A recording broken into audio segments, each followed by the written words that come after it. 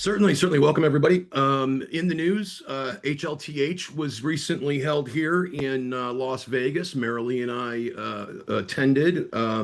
Some of you folks, we may have come across you there. You may have been running around the floor yourself. Interesting developments. CME's interoperability framework held a meeting with several QHINs and two particular identity providers, Clear and ID.me.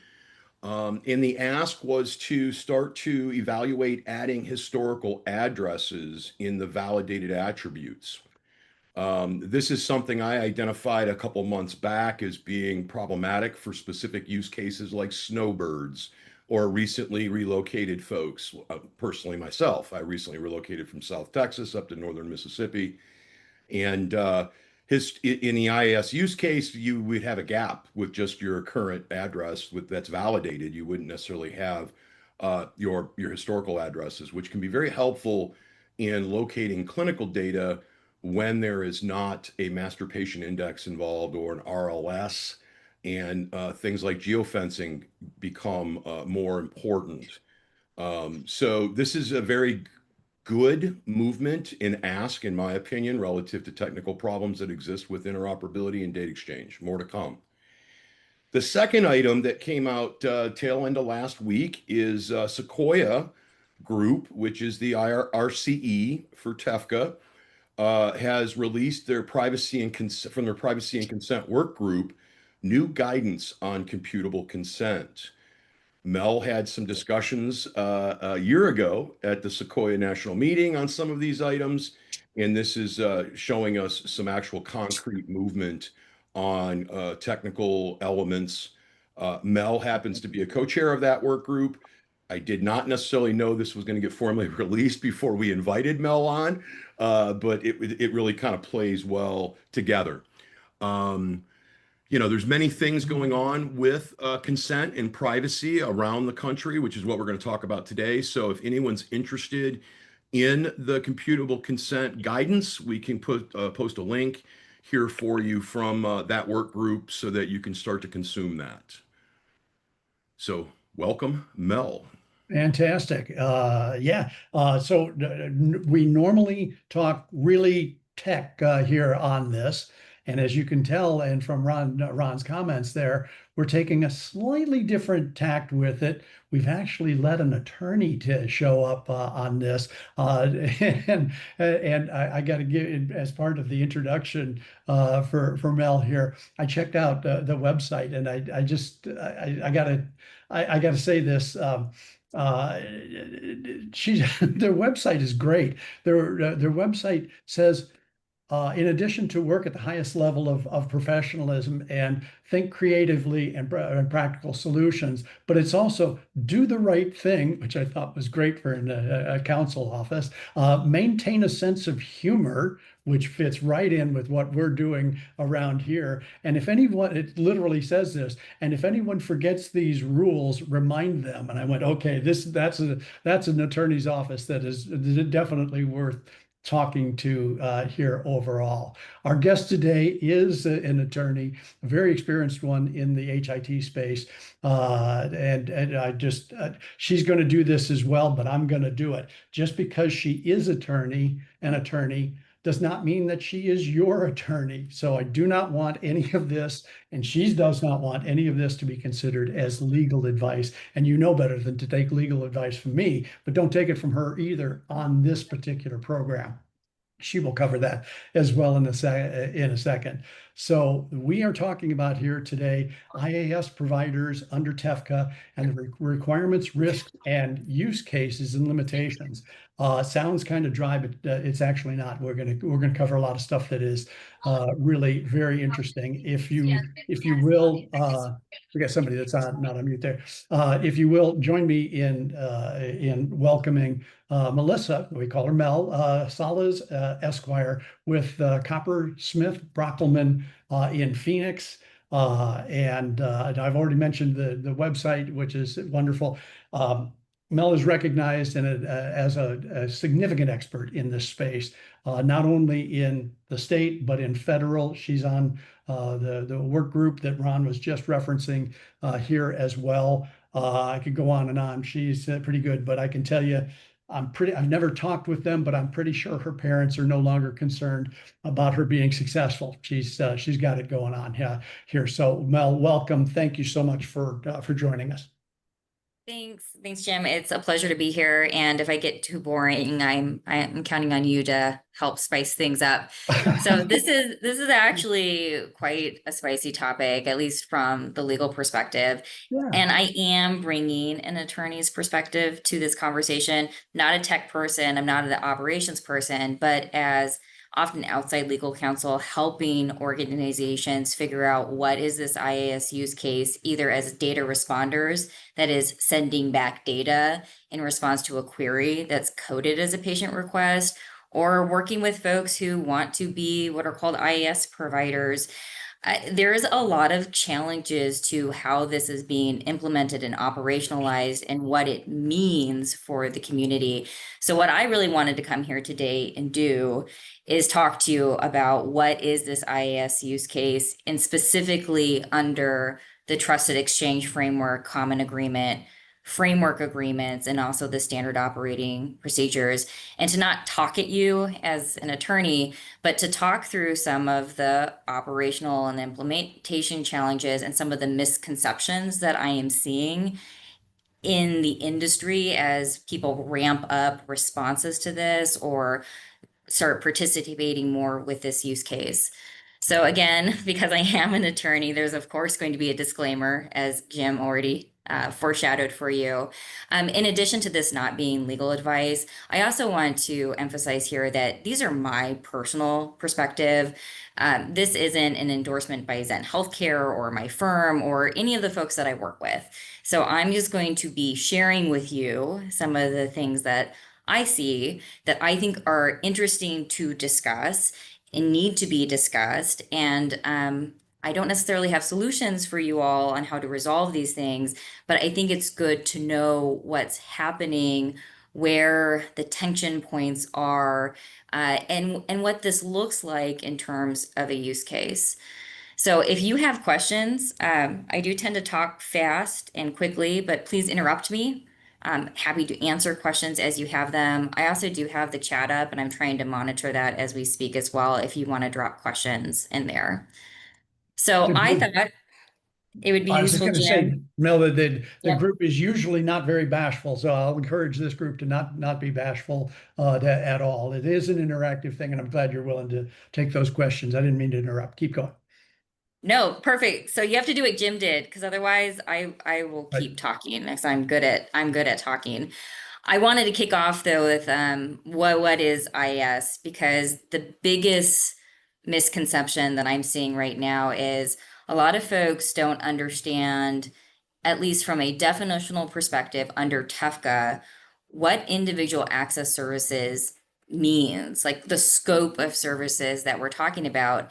And that really matters, because for folks who are thinking about individual access services as, oh, we're just talking about personal health record companies, companies that set up essentially a system for patients to aggregate and view all of their records in one application, for instance. You can see how if somebody thinks that individual access services is just about personal health record applications, there could be a lot of tension or potential discord for other folks who are doing individual access services but are not necessarily a PHR. That's not what they're doing when it comes to individual access services. And the reason why both of those are individual access services is because this definition is broad.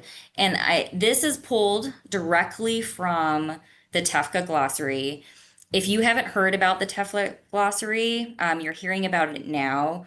Whenever I am doing any type of data exchange work that's touching on TEFCA, I have the TEFCA glossary up, and there's a hyperlink at the bottom of the slide. And the reason why I do this is because TEFCA has a language of its own.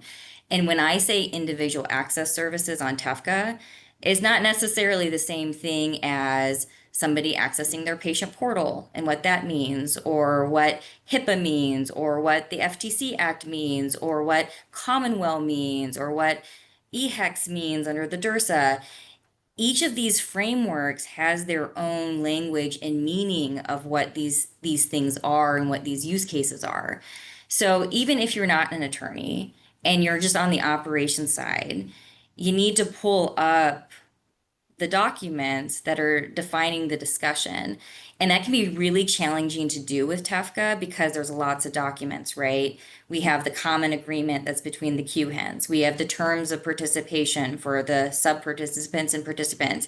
And there's a slew of standard operating procedures. There's several that just apply to the IAS use case.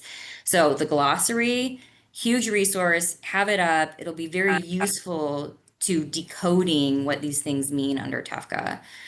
So under TEFCA, when we're talking about individual access services, I'm not just talking about the individual being able to access the information, but it's access, inspect, obtain, or, and I'm going to emphasize the or it's transmitting a copy of the information. The reason why I'm emphasizing the or is because this is not an and. To do individual access services, at least under this definition, and this is also true under HIPAA's right of access, you don't necessarily need to be giving a personal health record to the individual. It could be you're transmitting a copy of that individual's record at that individual's direction. Now, when I'm working with folks under HIPAA and that legal framework, we would talk about this transmission to a third party as a third party directive, or it's known as the third party directive right, which is part of the individual access right.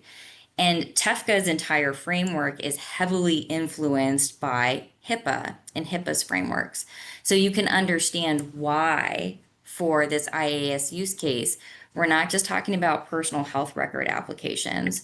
We are also talking about the ability for what I like to refer to as consumer-mediated exchange.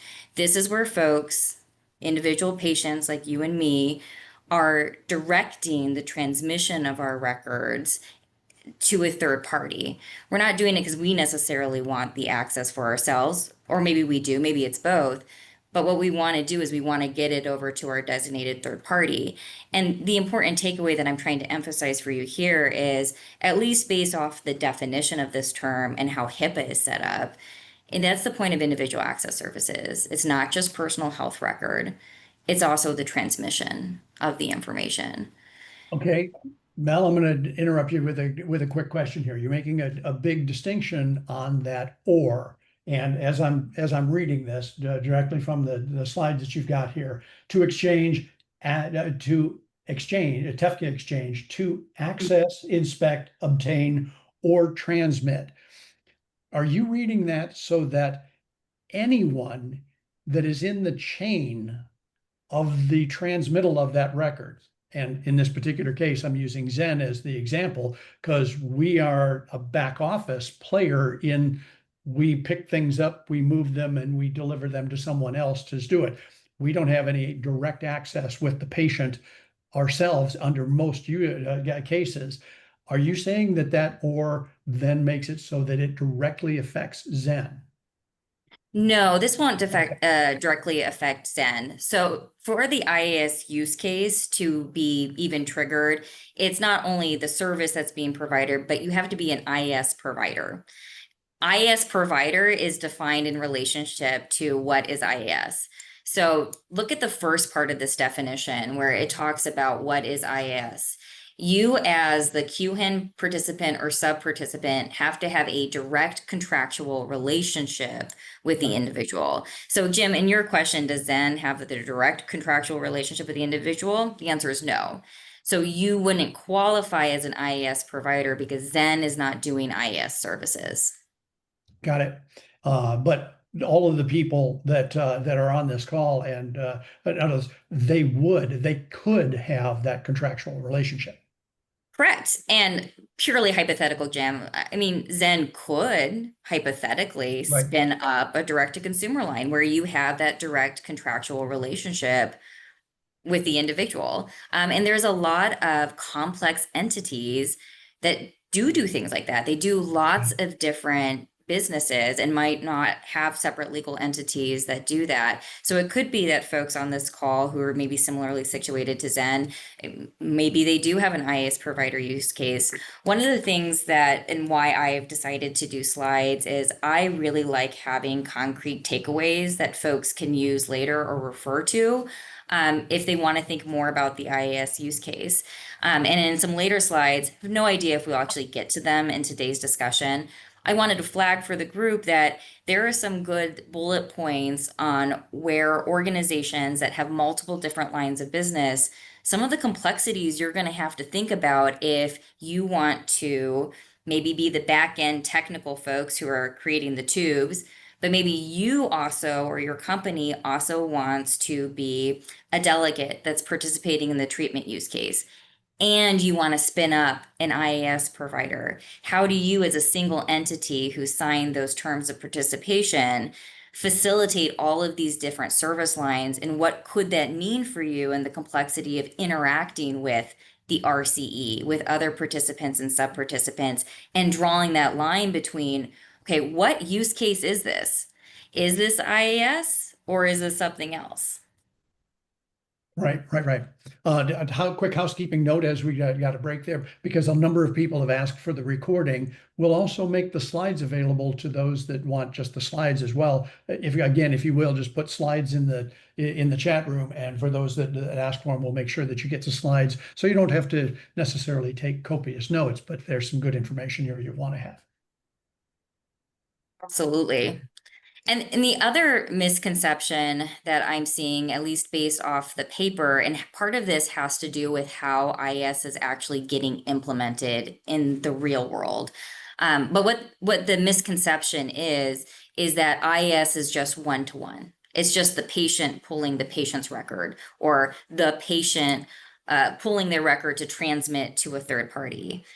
When we're talking about TEFCA, you need to keep in the back of your mind, especially if you are a data supplier, okay, and you're the one who's going to be responding to that query that's coded as patient requests. What does individual mean? Because at least under the TEFCA framework, if you were to just look at the documentation, individual is not one-to-one for patients.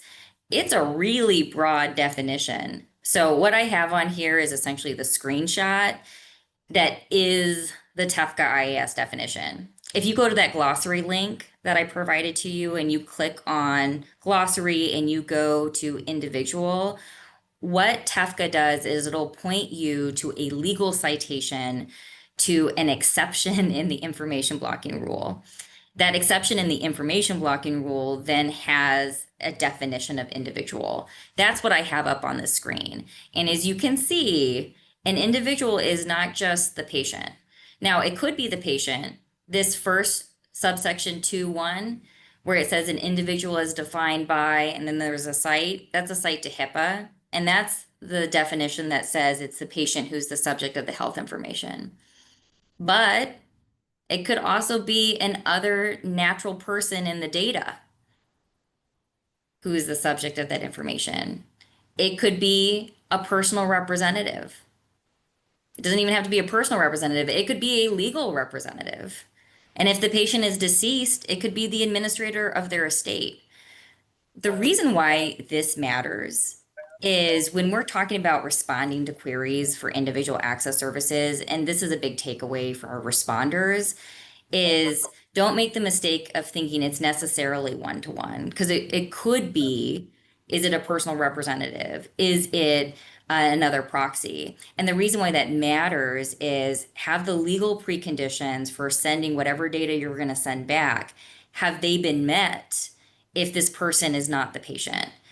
As you may already know, when it comes to individual access services, TEFCA is amazing and requires what's called NIST IAL2 identity verification. Essentially what that means is you have to partner with a Kantara initiative CSP provider like ID.me or Clear that is going to use independent documentation to verify that, Mel Soliz is who she says she is, right? That is excellent healthcare industry standard identity verification. Well, let's change it a little bit. Let's say it's Mel Soliz trying to access her daughter's information. Okay, so I am now a proxy, and I do happen to be the personal representative of my minor daughter. But have we verified that Mel Soliz is the personal representative of this person whose data is being pulled on the network? So this is why understanding what do these terms mean matter when it comes to operationalizing, because you'll need to decide before you send back the data, okay, have we actually met the legal preconditions before we send it back? Jim, did you have a question? Well, I got a lot of them, but the one that just popped in my head right there was, okay, you're covering a number of them that are not the one-to-one. It's not the patient that is there. If you were representing me, don't do it. But if you were to get mine, and how would you validate yourself through ID me, for example? You couldn't, not as the patient. Well, it's interesting that you should mention that because you're right. TEFCA hasn't solved for or come up to the table with a solution for doing authority verification. We're just not there yet. Even though the concept of individual access services has been around for a long time, in terms of operationalizing it digitally, I mean, we've had patient portals, but what about networked environments? It really hasn't been done. So we don't have a lot of those actual solutions yet. So one of the key takeaways, if you take anything from this call, is that what the documents say, like the contracts and the SOPs, which are based off of, laws and ideas about how it should work, isn't necessarily translatable to the tech tools that we have today. Right. And what we can actually operationalize. A lot of it is still aspirational, which is good because it pushes us to create these tools. Just to hark back to what we recently released from the Sequoia Project with that privacy and consent work group with the state guidance document, that's all about how do we create a national standard for the tech language for expressing sensitive data, right? Right. We need to be having the same conversations with individual access services about how do we operationalize doing something like authority verification so that it isn't just one-to-one. Because the reality is, and what's on this particular slide is, even though this is what the documents say, the real life implementations are a lot narrower. Right now what's happening on TEFCA and like on Commonwealth or other folks who have operationalized doing individual access individual access services using identity tokens, and I will unpack what I mean by that in a minute. It's all one-to-one patient matching because we haven't figured out things like that authority piece on top of the technical identity matching that we find the right people for the right data, right? And Jim, did you have a follow-up question on that? Not really, but a statement that, this is one of the reasons why we're diving into these things right now, folks. It is important that everybody understand that there are gaps in what we're doing. It's not all thought out, and we've got to grow this stuff. But the first step is really being taken here with being able to at least handle the one-to-one with the clear and the ID me and starting this process. It's an important process. The train's leaving the station. It's not going to stop. We don't want it to stop, but it's not perfect. And we need education like we're trying to do right now to understand where it works, where it doesn't, and what else needs to be done. So just to comment on that, I think it's important. Yeah, absolutely. And one of the huge, I really can't underemphasize this, one of the huge step forwards that have been made is the creation of these identity tokens. Like obviously tech has been able to create identity tokens for a long time, but under the TEFCA framework, the IAS providers, so again, these are the people that have the direct contractual relationship with people like you and me to help us get access or transmit our health record to the folks that we choose to have it transmitted to. They have done a process by which they have to agree to these contracts, and we're going to trust that everybody is following what those contracts say. They're doing this really high level of identity verification that then generates an identity token that the rest of the community, because we've all signed the same agreements, should be able to rely upon as accurate, as a reasonable assurance. I would equate this to, this is kind of like the digital version of a driver's license versus a library card, right? You might not release the entire patient record to somebody who says, I'm Mel Soliz, here's my library card. But if they come with their driver's license, you would release it. These TEFCA identity tokens kind of reach that driver's license level status versus a library card. And what it enables folks to do who choose to respond, so they set their responder policy to where if their system receives a patient request, so a patient request query with the identity token, they can then release that information without routing that patient to the patient portal. Because before we had these high quality identity tokens, the only way the data suppliers could verify under the law, which is what they're required to do, identity and authority, was to have somebody log into their patient portal. Because guess what you have to do before you get a patient portal? Jim, do you know what you have to do before you get a patient portal? I think you have to identify yourself.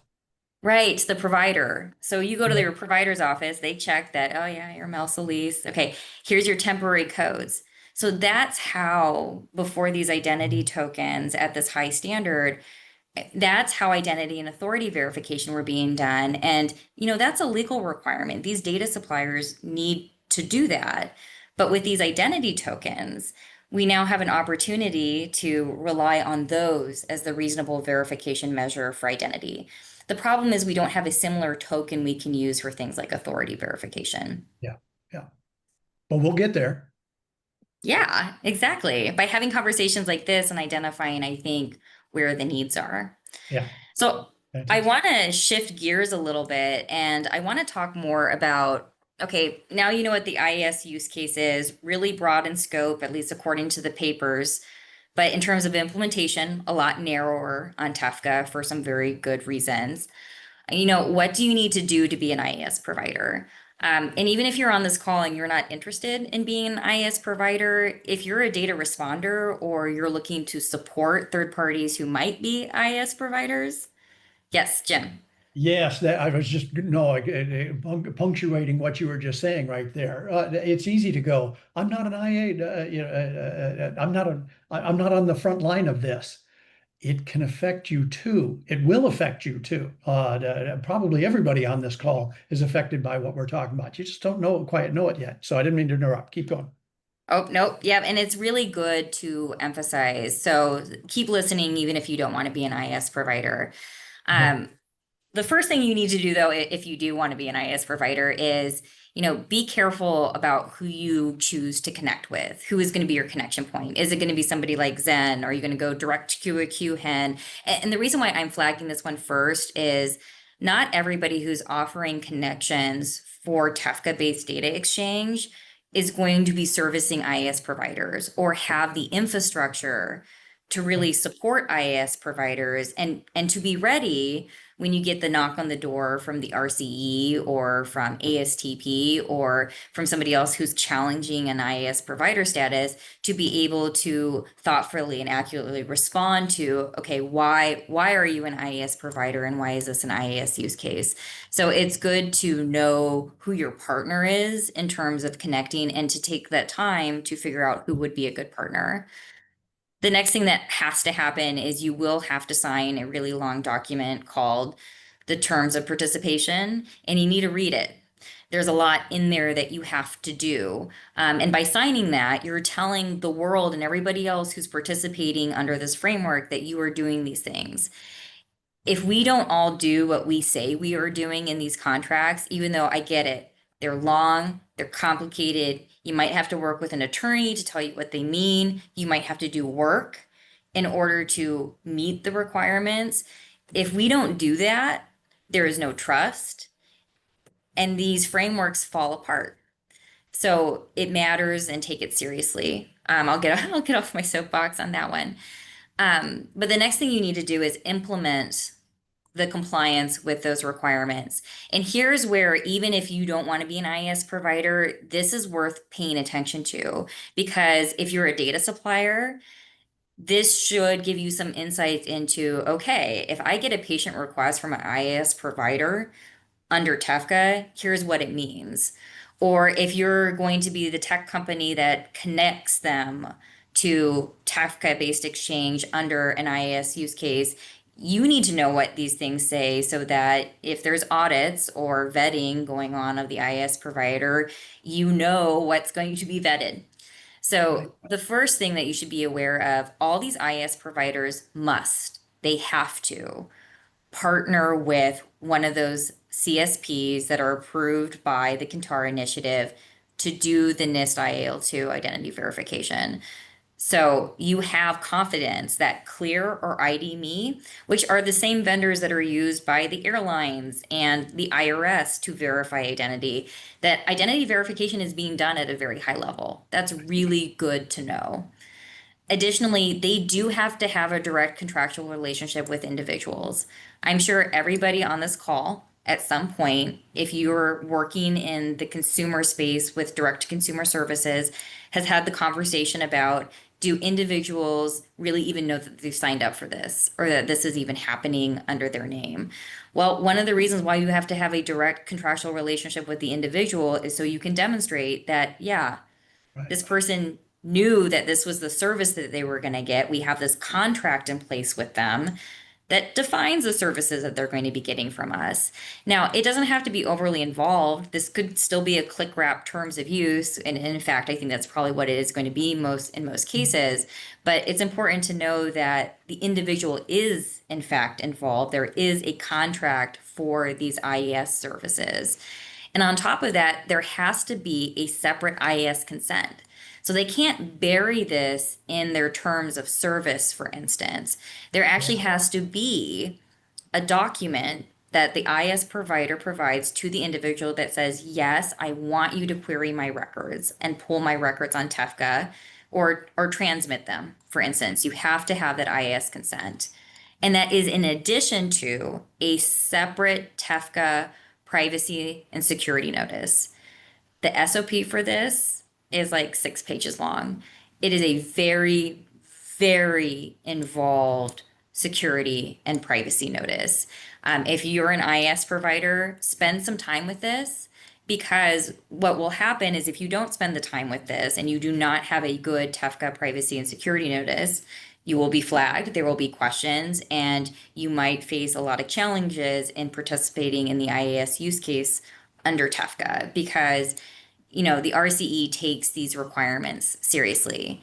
And you should be aware that these IAS providers, unlike most IAS providers, is going to have to contractually agree as part of participating in TEFCA to comply with the HIPAA security rule, which is pretty high standard when it comes to security. But not only that, many, many provisions of the HIPAA privacy rule.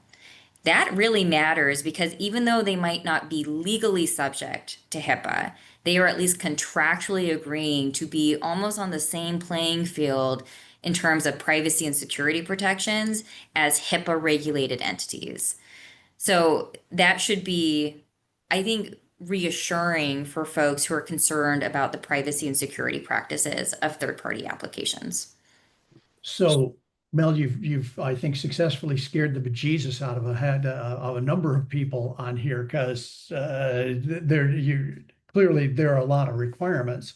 But I think reading between the lines here, what you're saying, I'm not putting words in your mouth, but what I'm hearing you say is there is good information available for you to follow. It's not easy, but if followed correctly, you're in the clear. You're doing what you're supposed to do. It's not like the wild, wild west. It's just there's a number of steps to it.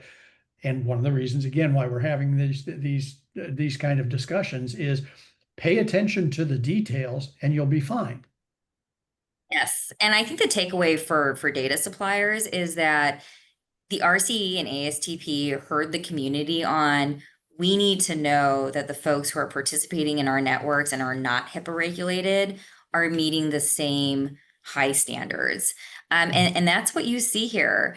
Because that doesn't exist when, for instance, a third-party application hooks up and connects to your patient access APIs, right, to the portals or directly to the EHR. And in fact, the information blocking rule would prohibit you from doing some of the things I just talked about that TEFCA does, right? But TEFCA does it because they want to encourage this network-based data exchange where patients aren't forced to link every single one of their portals. Right. Because what the consumer folks have been saying, patients, especially those with chronic conditions, is that is a huge barrier to them. Yeah, but portalitis is a big problem, right? I Sure. mean, it is. nuts. Yeah. ECW, Athena, Epic, you got to go do all these things. You got to manage those credentials, and you have to manage your IL2 credentials. It just use the IL2 credentials. Let's share data under the trusted framework. Let's get to business, right? Let the Yeah. patient own their data. And I'll jump in here, Jim. Yeah. I know I'm not a usual participant in this, but hey, I'm just participating as an attendee here. Hi, Yeah. Mel, Marilee was in. And I want to say, as someone who's right in front and center of operationalizing this vetting, you know, Mel, I think you made an excellent point and make sure you pick the right partner.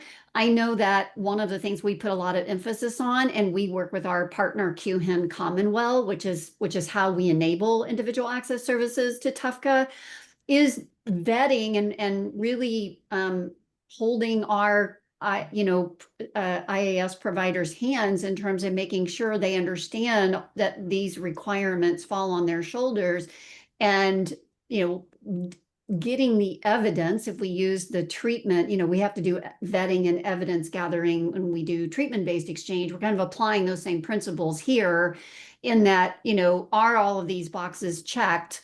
And we certainly also strongly advise them, working with attorneys as they put all of the privacy and security notices together. Yeah, and that. I'm sorry, go ahead. No, go for it.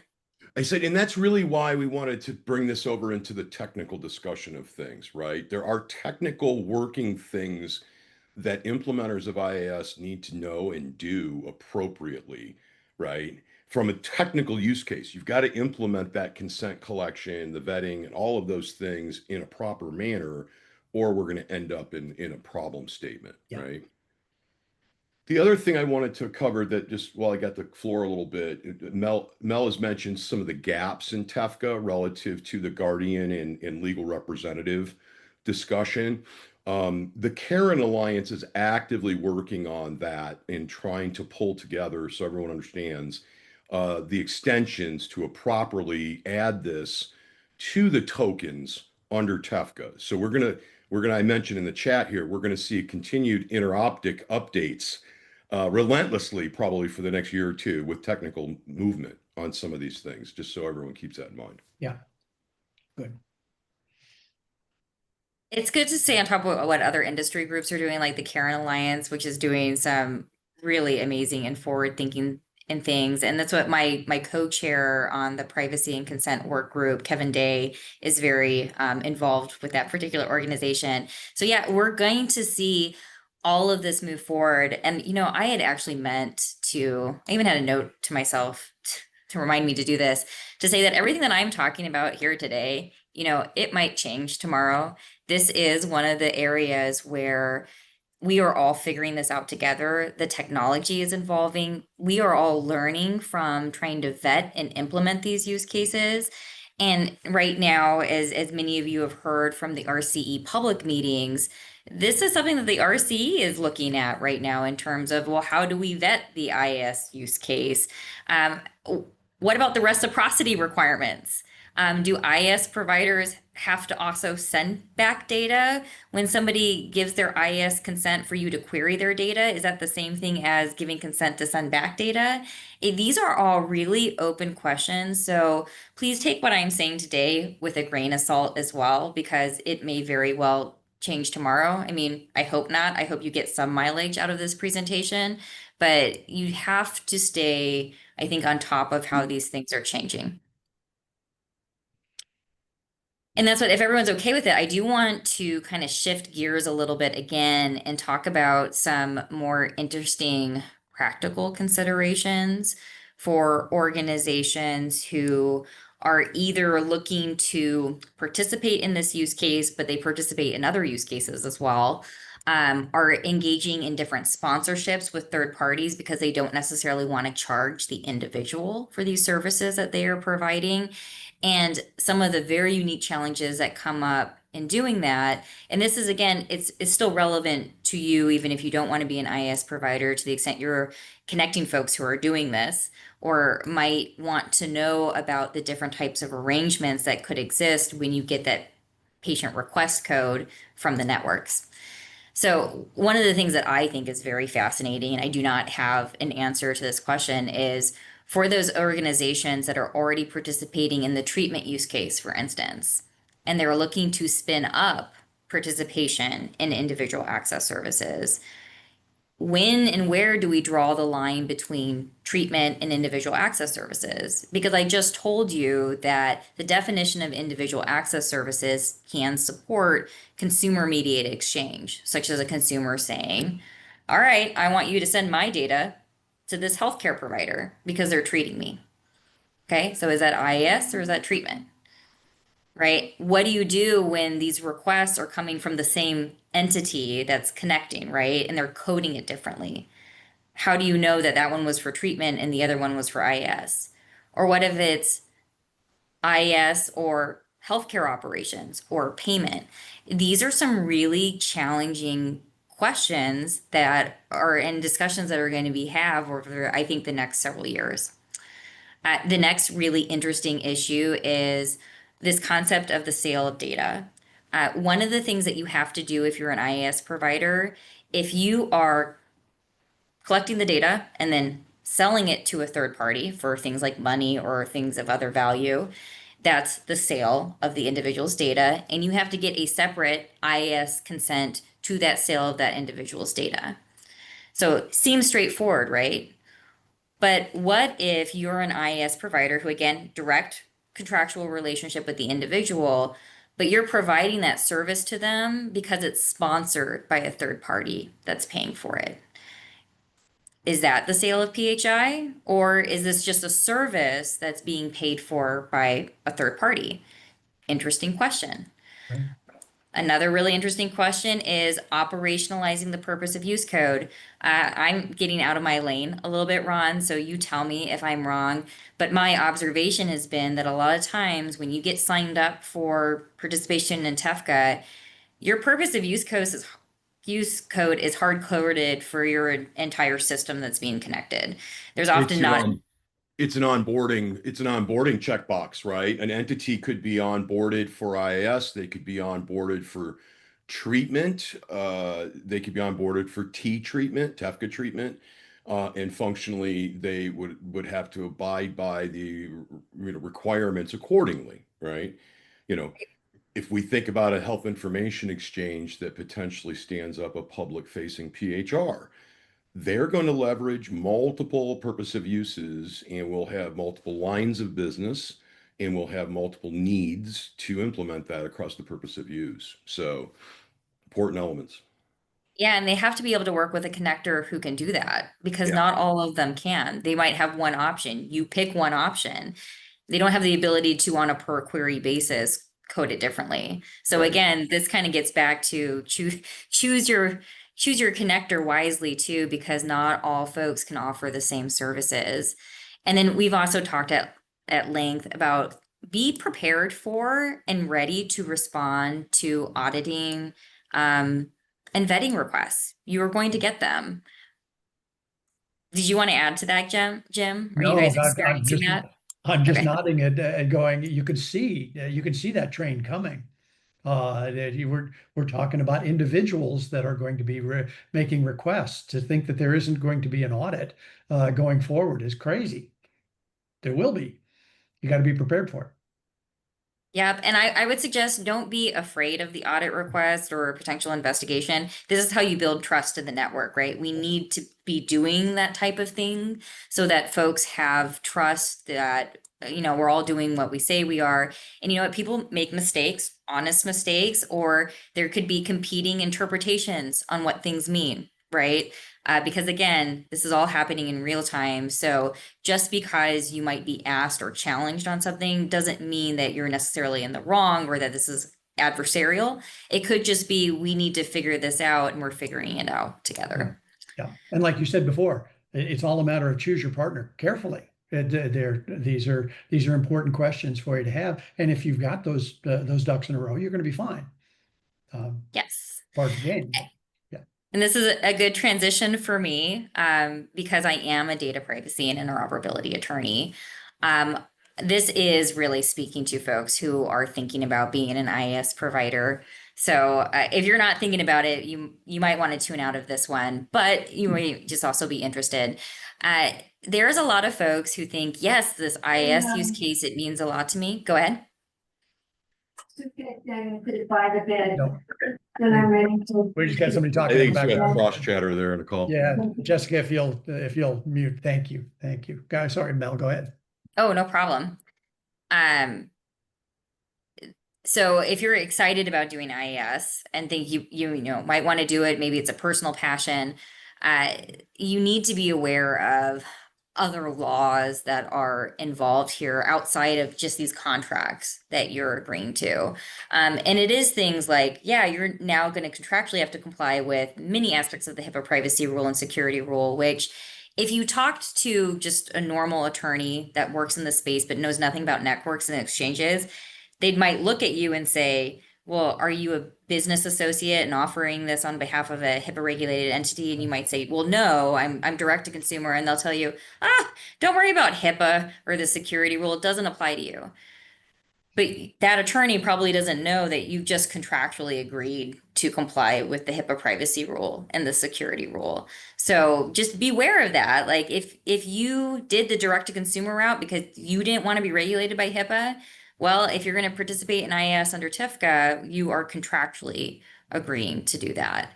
You're also contractually agreeing to stay on top of some rapidly changing SOPs and other policies. Just go to the TEFCA RCE resource website and see all of the SOPs, many of which do apply to participants and sub-participants, with other SOPs just applying to individual access service providers. And you might not actually get notice of when those things change. I mean, the RCE is not going to necessarily tell you when they change. You can subscribe to their RSS feed to get notifications, but if you don't do that, you might not know. And depending on who your implementer is, they might not be giving you notice. Again, it depends on who you're connecting with and what you have in your contracts with them as to whether they're going to tell you. But you're going to have an independent obligation because you signed the top that says you're going to follow those policies and procedures to stay on top of them.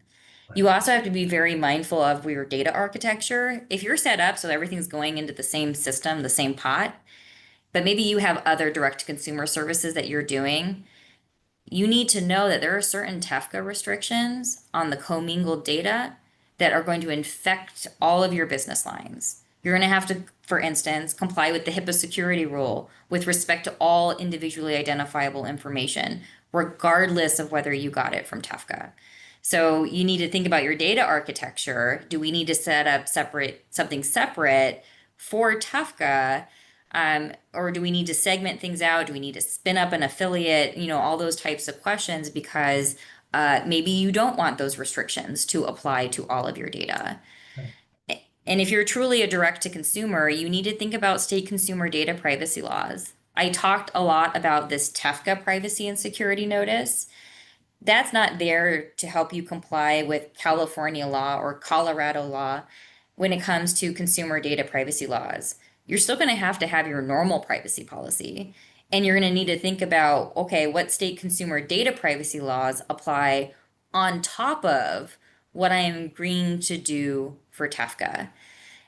Also, a big miss that I see in the IAS provider space is for a lot of providers, this is their first time participating in a networked environment, doing health information network or exchanges.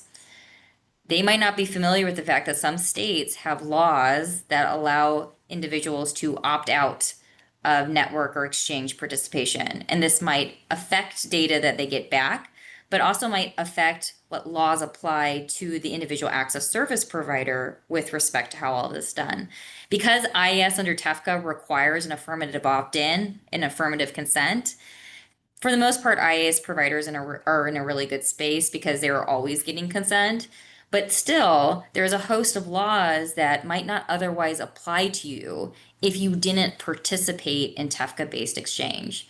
Other laws to think about are like the state and federal online child laws. Very interesting thing about that one-to-one patient. It could be a kid. You can do clear and ID me for kids. It's hard, but it is possible. So just be aware, do you want to be providing these services to minors or not? And then also think about other sensitive data laws like 42 CFR Part 2, Section 5 of the FTC Act, and the FTC breach notification rules. So it's kind of a laundry list of all the things that you might not have thought about that you were going to want to think about before you start participating in those use cases.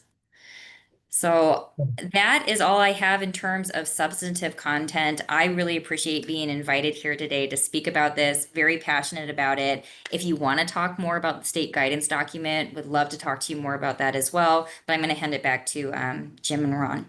All right, fantastic. Mel, thank you so much for helping us put this together. It can be, it can sound pretty daunting. It is in many respects, but it is part of the game that we are playing here overall. And we didn't do this to scare people. I don't think you should be scared about it.